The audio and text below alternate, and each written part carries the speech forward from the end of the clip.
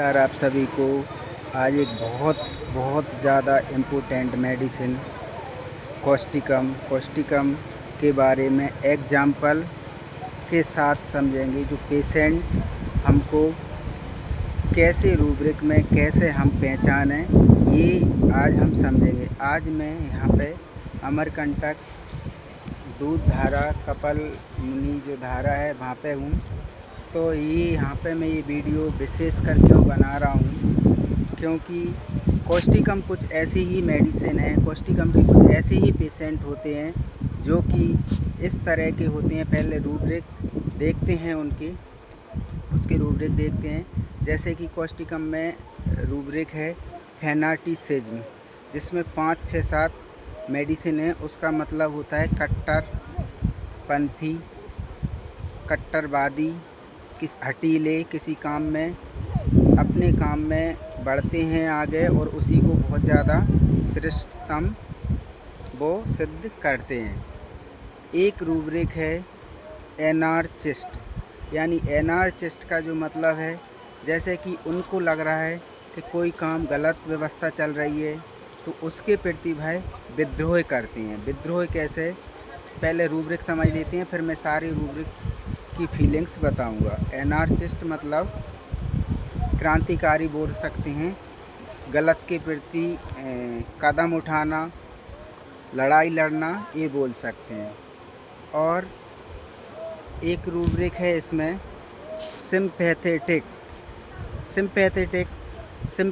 इसमें कॉस्टिकम बहुत ज़्यादा सिम्पैथी होती है दूसरों के प्रति। कॉस्टिकम के पेशेंट में बहुत ज़्यादा, इतनी ज़्यादा कि जैसे कुछ भी उसको दिखता है रोड पे, सड़क पे, कुछ ऐसा अन्यायपूर्ण लड़ाई झगड़ा या कोई सता रहा है या किसी का कोई एक्सीडेंट या कुछ ऐसी कोई दिक्कत परेशानी में है, तो वहाँ पे ये तुरंत खड़ा हो जाएगा और अपने काम को भी ये रोक कर वहाँ पे खड़ा हो जाएगा और लोगों की मदद करने के लिए जो इससे बनेगी वो ये पेशेंट करेगा।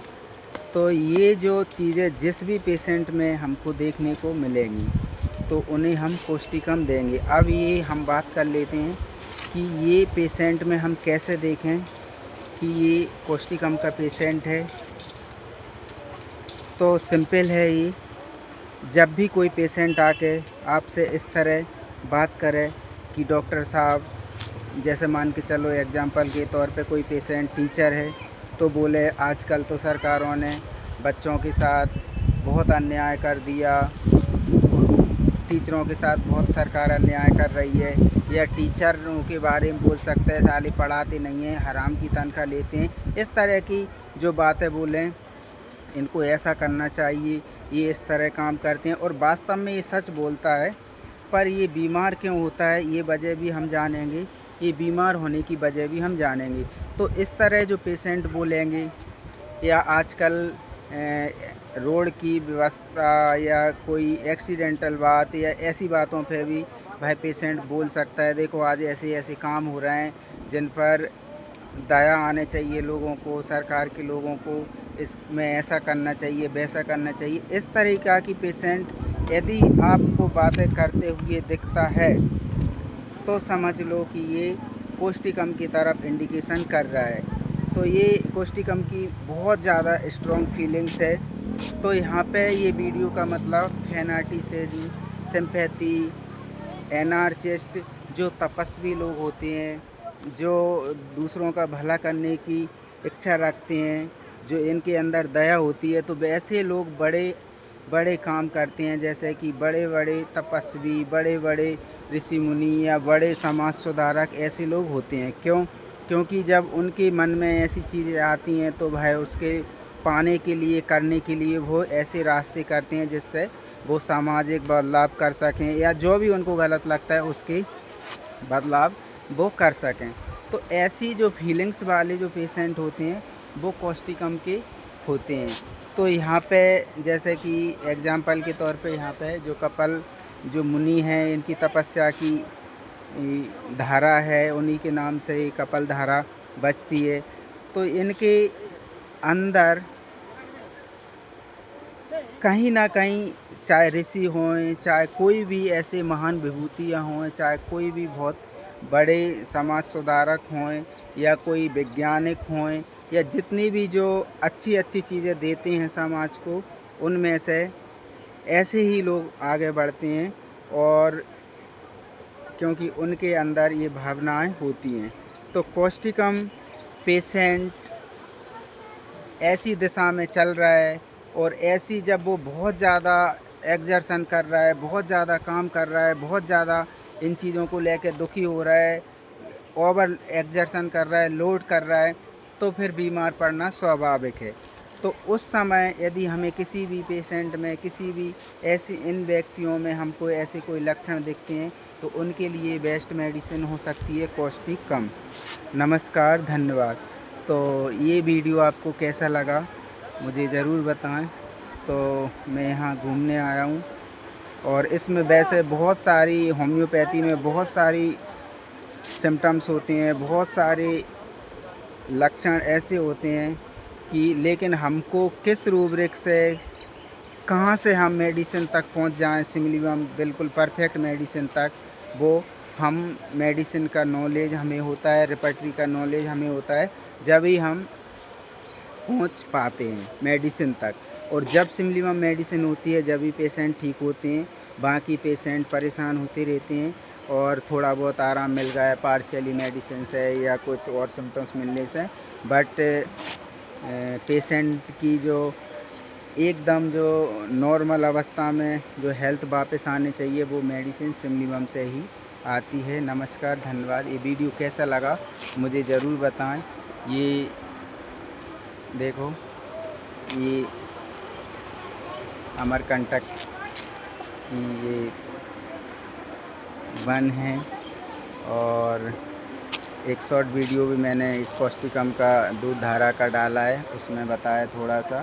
तो ये लॉन्ग वीडियो भी मैंने डाल दिया, क्योंकि पेशेंट की फीलिंग्स, पेशेंट की एग्जैक्ट फीलिंग हमें समझ में आने चाहिए, ये बहुत महत्वपूर्ण है। और जब तक हम एग्जैक्ट फीलिंग के लिए स्टडी नहीं करेंगे, जानेंगे नहीं, जब तक हमें पेशेंट की एग्जैक्ट फीलिंग नहीं आ सकती है।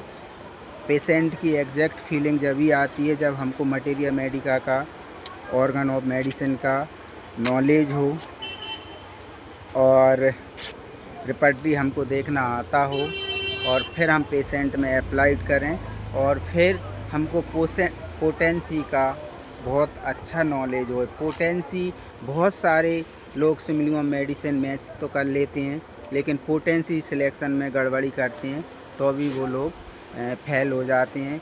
शुरू में मेरे बहुत सारे केस 6-6, 7-7, 8-8 महीना ठीक हो जाते थे, और वापस फिर एकदम ठीक हो जाते थे। पेशेंट बोलते थे, डॉक्टर साहब आपने इतनी मेडिसिन दी, एक पेशेंट मेरे पास कई पेशेंट लाते थे, लेकिन उस समय मेरी पोटेंसी की नॉलेज मैं जिन डॉक्टर से सीख रहा था, तो उनकी पोटेंसी का जो तरीका था, वो कह सकते हैं कि मैंने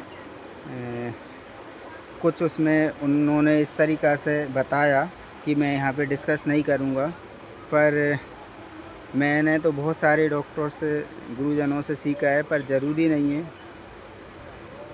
कि किसी एक व्यक्ति की एक चीज़ गलत होए, पर वो एक चीज़ तो उसमें उसे गलत कहना, पर देर सवेर सब सीख ही जाते हैं। पर वहाँ पे मुझे प्रॉब्लम्स हुई उन पोटेंसी के कारण, तो क्योंकि उस समय मैंने उन पर बहुत ध्यान दिया था, उनका माइंड रूब्रिक का समझाने का तरीका, ये वो सब बहुत ज़्यादा बेस्ट था, बहुत ज़्यादा। पर पोटेंसी के बारे में उनकी समझ बहुत कह सकते हैं कि वो ऑब्स्टिनेस हो गए थे, फैनाटिसिज्म में चले गए थे। इसी को बोलते हैं फैनाटिसिज्म, मतलब कट्टरपंथी, यही चीज़ सही है। यहाँ पे वहाँ पे उनकी वो चीज़ सही नहीं थी। तो मेरे बहुत सारे केस फेल्ड हुए, 6 महीना, साल भर पेशेंट 30 to 100 में एकदम पेशेंट ऐसा लगता था कि नहीं ये तो बहुत चमत्कार होगा है, लेकिन मुझे आगे बढ़ाना पोटेंसी उस समय नहीं आता था। तो मेरे काफ़ी 2 साल की प्रैक्टिस में काफ़ी फेल्यूर देखने को मिली, पर अब ऐसा पोटेंसी की प्रॉब्लम्स मेरे साथ बिल्कुल नहीं है। अब सारी पोटेंसी की जो नॉलेज है मैंने सीख ली, और वो मैं सिखा सकता हूँ। नमस्कार, धन्यवाद।